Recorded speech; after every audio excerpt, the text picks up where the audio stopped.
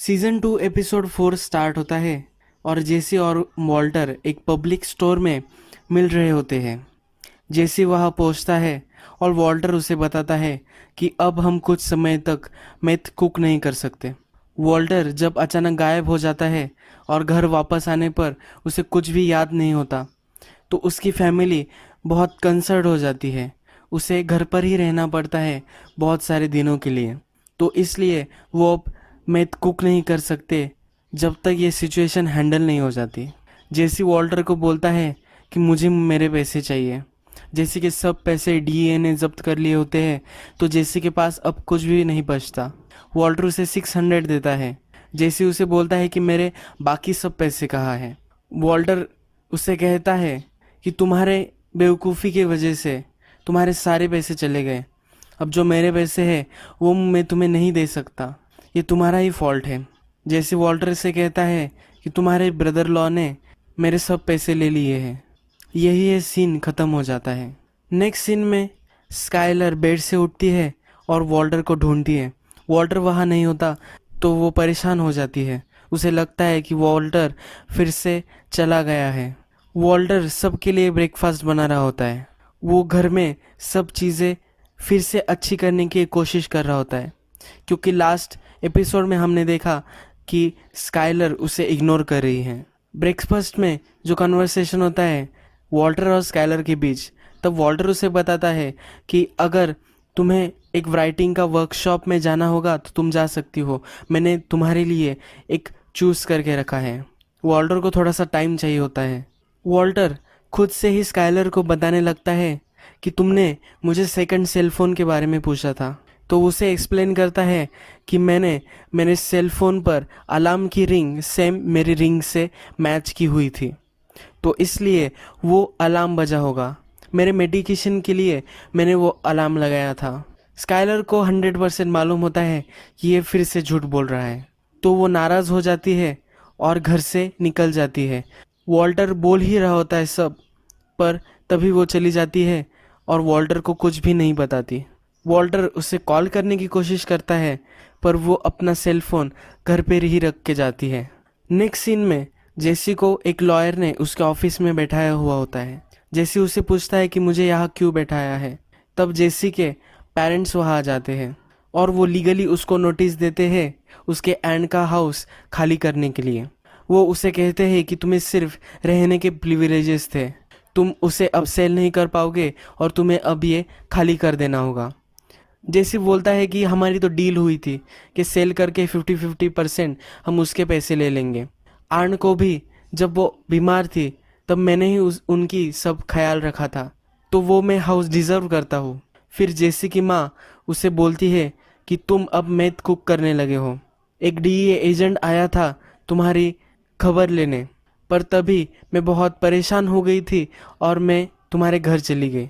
घर जाने के बाद मैंने तुम्हारे बेसमेंट में मैथ का सब सामान दिखा और तुम मैथ कुक करते हो, तुम्हारी पूरी लैब मैंने वहाँ देखी। अगर गवर्नमेंट को ये पता चल गया होता तो वो पूरा प्रॉपर्टी सीज कर सकते हैं। तुम तो तुम्हारी पूरी लाइफ बर्बाद कर रहे हो, पर तुम हमारी भी लाइफ बर्बाद नहीं कर सकते। ये सब वो जेसी को बताते हैं और ये सीन वही एंड हो जाता है। स्काइलर जब घर आती है तब वॉल्टर उसे पूछता है कि तुम कहाँ गई थी, तो स्काइलर उसे बताती है सिर्फ ज़रा बाहर गई थी।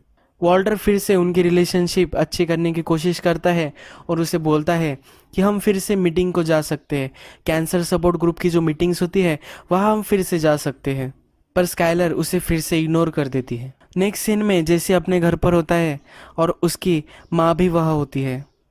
उसकी माँ सब फर्नीचर वगैरह सब मूव कर रही होती है। तब जेसी अपनी माँ को अश्योर करने की कोशिश करता है कि अब मैं मेरी लाइफ पूरी चेंज कर डालूंगा, मैं एक बिजनेस स्कूल भी ज्वाइन करने का एक डिसीजन ले रहा हूँ। पर उसकी माँ कुछ सुनने के मूड में नहीं होती। उसकी माँ उसे बोलती है हमने तुम्हें बहुत चांसेस दिए, पर ये लास्ट था, अब हम तुम्हें कुछ भी सपोर्ट नहीं करने वाले। जेसी की माँ गुस्सा होती है क्योंकि जब वो उसे मिलने आती है तभी भी उसके रूम में बहुत सारे नशे के इक्विपमेंट्स होते हैं। वॉल्टर घर पे ही एक अच्छा सा ऑमलेट बनाता है। वॉल्टर जूनियर का फ्रेंड उसे लेने आया हुआ होता है और वो ज़रा परेशान दिखता है। जब वॉल्टर डोर ओपन करता है, वॉल्टर को तब पता चलता है कि वॉल्टर जूनियर ने अपना नाम बदल दिया है। वो वॉल्टर जूनियर के फ्रेंड को ऑमलेट के लिए भी पूछता है। उसके बाद वो स्काइलर से बोलता है कि तुम्हें लगता है कि वॉल्टर जूनियर ने उसके फ्रेंड को भी बता दिया होगा, और नाम के बारे में भी पूछता है। वो स्काइलर को ऑमलेट भी ऑफर करता है। जेसी वॉल्टर के घर पर कॉल करता है और उसे बोलता है कि मुझे बहुत बड़ी प्रॉब्लम हो गई है, क्योंकि अब उसे घर से निकलना होता है। तब वॉल्टर फिर से एक नाटक करता है कि एक केबल प्रोवाइडर का उसे कॉल आया हुआ है। वो फ़ोन पर बोलता है कि मुझे कोई सर्विस अपग्रेड नहीं करवानी है। फिर से स्काइलर घर से बाहर निकलती होती है, तो वो उससे पूछता है कि तुम कहाँ जा रही हो। स्काइलर उसे बोलती है कि मैं बाहर जा रही हूँ, उसे कुछ बताती नहीं है। फिर से जेसी वॉल्टर को कॉल बैक करता है, तो स्काइलर वॉल्टर को बोलती है कि तुम्हें यह फ़ोन उठा लेना चाहिए, ये इम्पोर्टेंट हो सकता है। उसे फ़ोन कॉल के भी बारे में पता होता है। वॉल्टर जेसी का फ़ोन उठाता है और कितना भी इम्पोर्टेंट तुम्हें काम हो पर फिर भी तुम यहाँ कॉल नहीं कर सकते, ये उसको बताता है और फ़ोन काट देता है। जेसी फिर अपना थोड़ा सा सामान लेके आपके फ्रेंड के यहाँ जाता है। वो दोनों बहुत ही मज़ा कर रहे होते हैं, सॉन्ग वगैरह वो गाते रहते हैं। पर उसके फ्रेंड का फैमिली इस्टेब्लिश्ड हुआ होता है। उसकी एक वाइफ होती है, उसका बेटा होता है। जब उसकी वाइफ आती है तो उसके फ्रेंड को वो एक सेपरेट रूम में ले जाती है, और फिर उसका फ्रेंड उसे आकर कहता है कि मेरे इन लॉज आने वाले हैं, इसलिए तुम यहाँ नहीं रह सकते। जेसी उसे बोलता है कि तुम्हारी सिचुएशन देखकर मुझे बुरा लग रहा है, और वहाँ से निकल जाता है। फिर हमें दिखता है जेसी पे फ़ोन पर वो अपने फ्रेंड को बोलता है कि मुझे सिर्फ 2-3 दिन के लिए ही रहना है।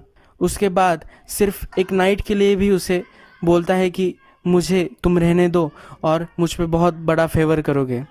पर फिर भी उसका फ्रेंड मना कर देता है। जब वो फ़ोन करके पार्किंग की तरफ आता है तब उसकी बाइक चोरी हो जाती है।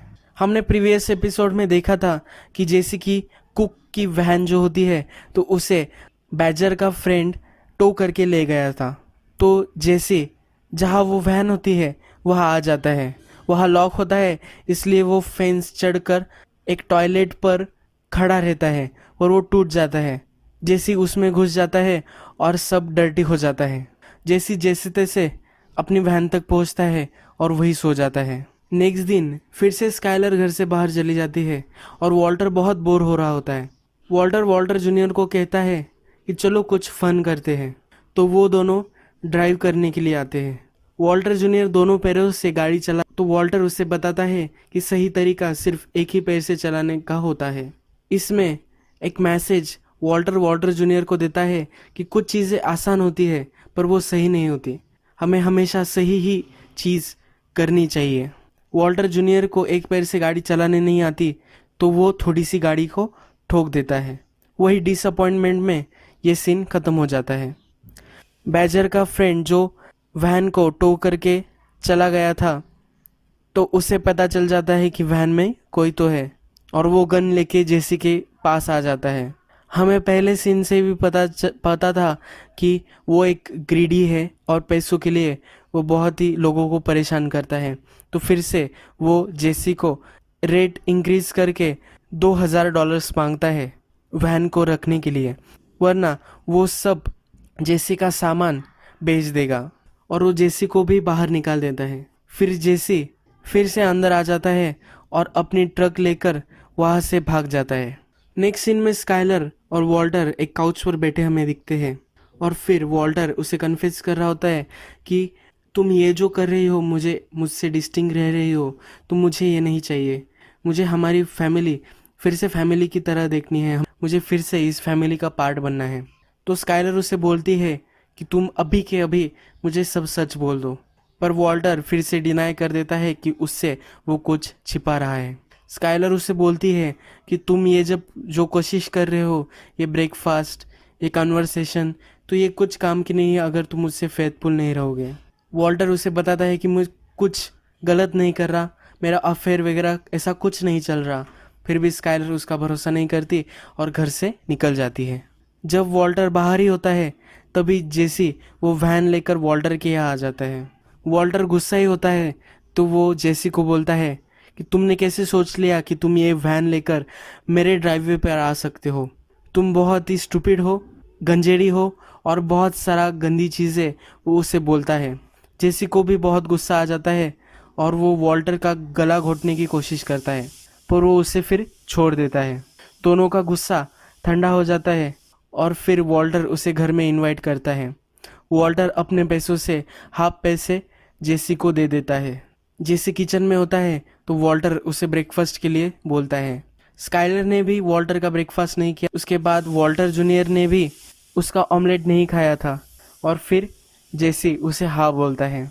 तो इससे हमें पता चलता है कि एक केमिस्ट्री वॉल्टर और जेसी में है, एक बॉन्डिंग है और ये एक दोनों को डिजर्व करते हैं। ये कहना स्ट्रेच नहीं होगा कि ये एक्चुअल में फादर सन जैसे एक रिलेशनशिप क्रिएट कर रहे होते हैं। स्काइलर स्टोर से एक सिगरेट बाय करती है और वो पीने वाली होती है, तभी एक दूसरी लेडी उसे जज करती है क्योंकि वो प्रेग्नेंट होती है। पर फिर भी स्काइलर उस पर ध्यान नहीं देती और वो सिगरेट वो पीती है। यहाँ इस एपिसोड का एंड हो जाता है।